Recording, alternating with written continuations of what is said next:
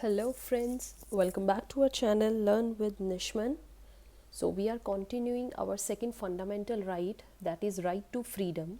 And in last video we have covered article 19, which was very important, and now the next article is article 20. It's also very essential as if we consider it under right to freedom. So pay your all attention. Article 20 talks about protection in respect of conviction for offenses. Okay, article 20 हमें बताता है it gives some rights to the people who have done some crime or whose trial is pending in court. Right हमारे constitution में कुछ protections ऐसे भी हैं जो ऐसे लोगों के राइट्स को सेफगार्ड करते हैं जिन्होंने कोई क्राइम या ऑफेंस किया हो या जिनकी ट्रायल कोर्ट में चल रही हो. राइट बच्चे, जब हम आर्टिकल 20 को ड्राफ्ट बना रहे थे तो हमारे constitutional adviser right who was doctor B R Ambedkar ने ये पॉइंट आउट किया था कि चाहे हम किसी भी कंट्री के कॉन्स्टिट्यूशन को उठाकर देख लें, वहाँ पर कन्विक्शन वाले ऑफेंसेस के लिए लोगों को ये 3 राइट्स तो ज़रूर दिए गए हैं. कौन से? और यही हमारे कॉन्स्टिट्यूशन में आर्टिकल 20 के नीचे दिए गए हैं. First one is x post facto law. The second one is double jeopardy, and the third one is self incrimination. Okay तो हमें ये 3 राइट्स को प्रोटेक्शन किस में गिवन है बच्चे? हमारी दिस आर्टिकल 20 में. अब क्या था, हम नंबर वाइज चलते हैं. This is your 20 close 1, 20 close 2 and 20 close 3. We will discuss one by one. So let's discuss this.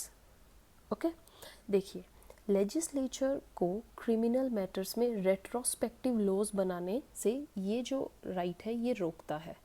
Retrospective कौन से होते हैं? ऐसे राइट्स, ऐसे लॉज जो आज बनाए गए हैं लेकिन उनका इफ़ेक्ट जो प्रीवियस या पास्ट में कोई ऑफेंस किया हो उन पर पड़े. ओके, जैसे मैं आपको एग्जांपल देती हूँ. एक let's for example this is like 2021 में एक प्राइवेट टीचर है. ठीक है,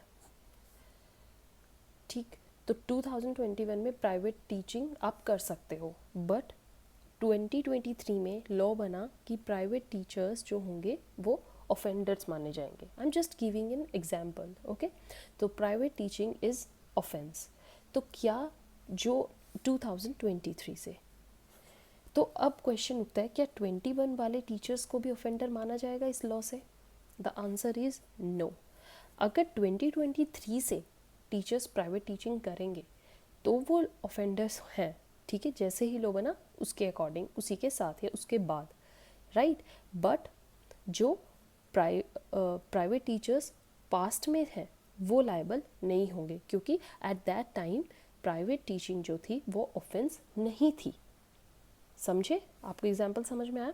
सो that's our says it's protection from ex post facto laws which says अगर आपने आज कोई ऑफेंस किया है तो आपको आज के लॉज के हिसाब से ही सज़ा मिलेगी.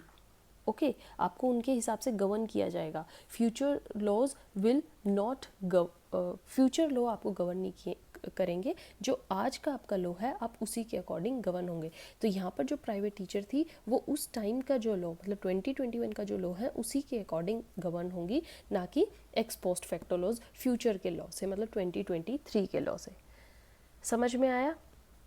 Okay, even our article 367, article 367 जब हम पढ़ेंगे, इट सेज दैट कॉन्स्टिट्यूशन में यूज़ किए गए जो भी वर्ड्स हैं उनकी इंटरप्रिटेशन हम जनरल क्लोज एक्ट के अकॉर्डिंग निकालेंगे. राइट बच्चे, आपके इस एक्स पोस्ट फैक्टो के लिए कुछ केसेस हैं वो बहुत बढ़िया हैं. First one is Kedarnath versus state of West Bengal, and the other one is Ratanlal versus state of Punjab. दोनों केसेस पढ़िएगा, आपको बहुत अच्छे से इसमें बताया गया है. Ex post facto laws means the offenders will be govern by the present law या law of that date, they will not be govern by the law of the future. The same way यहाँ पर जो 2023 का law होगा वो 2021 में apply नहीं होगा. This is your Article 20 clause 1 says. Now come to the double jeopardy, that is Article 20 clause 2. Okay, this double jeopardy says protection from double jeopardy. आपका एक maxim है, that is nemo debet vis vixari,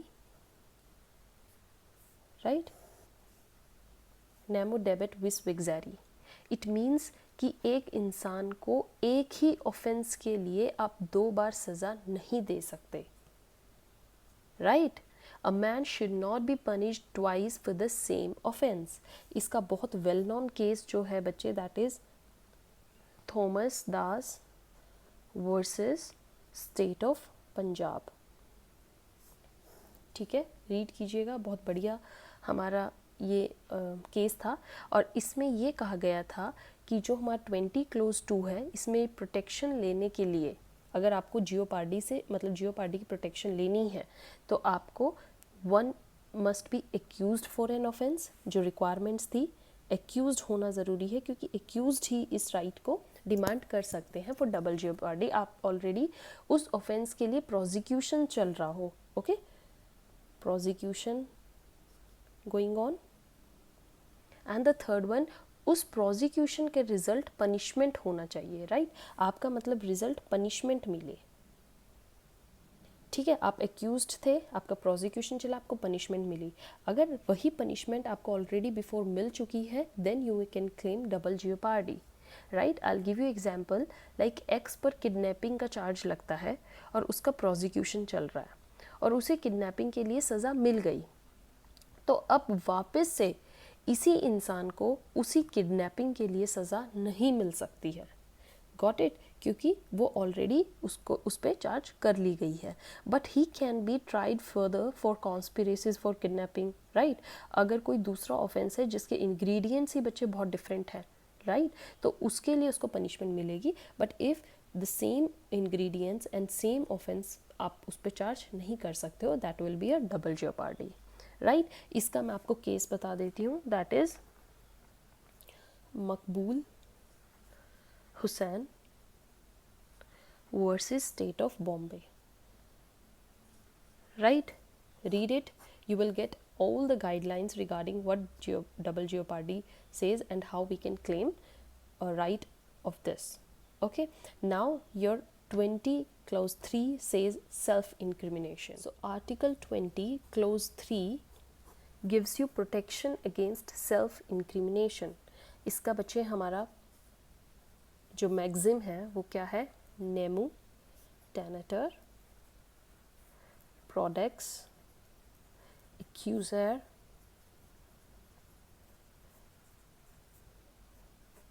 sabsa, right?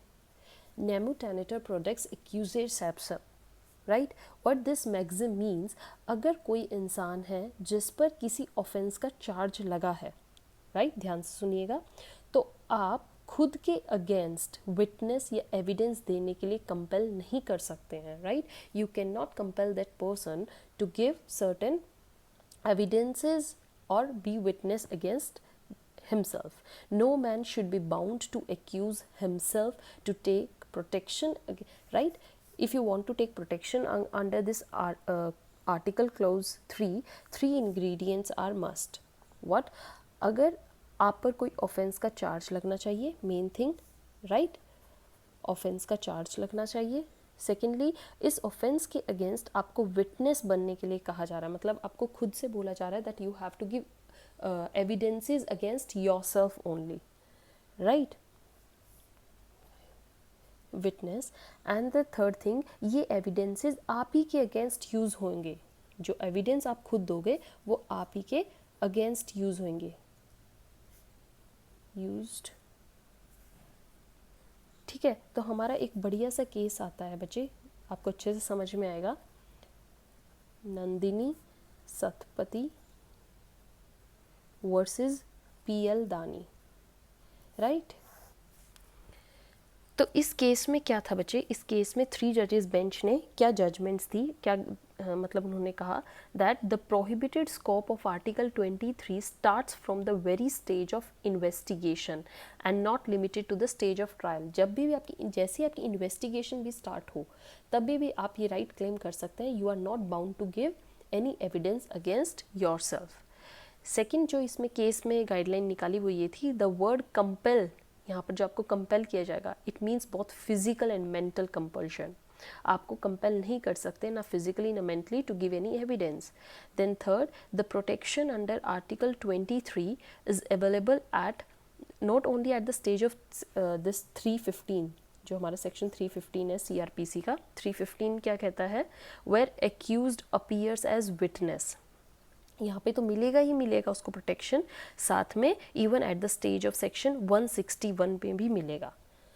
Okay, like ये हमारे section CRPC के बताते हैं, where accused appears as witness, where accused is examined by the court, तो यहाँ पर उनको प्रोटेक्शन ये अवेलेबल है। नेक्स्ट गाइडलाइन जो निकली, the protection of article 23 is not limited to the proceedings under which the accused is examined at present, rather it is available in respect of any other proceedings which may be initiated against the accused। समझ में आ रहे हैं? तो यहाँ पर accused के सामने बच्चे बिल्कुल complete protection है, complete right है that he is not bound to give any evidence which in future is going to be used against him, जो उसी के against उसका use हो जाएगा, right? इसका बच्चे एक और केस आपका जो बनता है that is State of Bombay versus कठिकालू।